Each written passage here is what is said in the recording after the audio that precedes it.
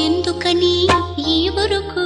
నీకోసం నేనుండగా మరి ముందుకు పోతావేం అలా అలసట అంతా తీరగా నా ఊరిలో లాలిస్తా పదా ఆగనిది నా అడుగు ఎందుకనో నా ఎదనడుగు ఏవో ఎక్కడ ఉన్నదో నా కలలో కదిలే చిన్నది నీలో మాత్రం లేదులే నేనన్వేషించే